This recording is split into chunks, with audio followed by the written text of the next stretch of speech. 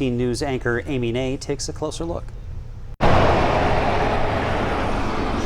I'm struggling, and honestly, I don't want to live here anymore. Denise Payne speaking to me in front of her home here on 2200 West in Salt Lake, where she's lived the past 35 years. It's not a neighborhood anymore as far as I'm concerned with all this construction going on.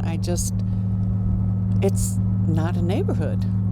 I mean, we all talk to each other still and try and get things taken care of, but it's just a big construction site right now. Zoning changes 20 years ago allowed for industrial developments like the million-square-foot warehouses you see going up now, something Denise says she had no idea was a possibility right across the street from where she and her husband live in what's called North Point. I don't remember getting a notice. Residents say this used to be a quiet farming area, but now constant construction. There were 6 semis before 6:30 this morning. It's just noise, nonstop. The North Point Small Area Plan is up for a vote by the City Council Tuesday, a plan that has been under council review since February.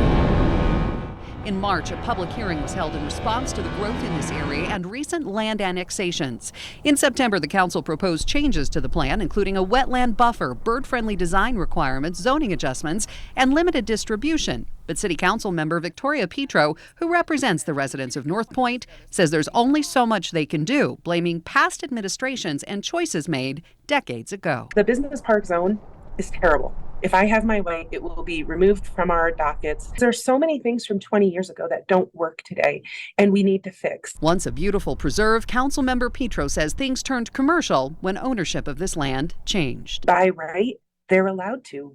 There's no developer agreement. There was no point at which the planning commission or the city council had to get involved. All of our work now is retroactive. They're supposed to be building this big berm that will protect us from it, but I don't see a lot of space for this big berm that they're talking about with everything that's going on. Denise says she hopes the council will take measures to at least keep her side of the street reserved for residential and agricultural use, but isn't very optimistic, hoping to sell their home if they can, but knows that's not an option for everyone. There's so many residents that don't want to move. I mean, they just don't want to. As for the council vote tomorrow, I hope to offer the constituents out there who have been living with so much uncertainty and stress a little more predictability and a little more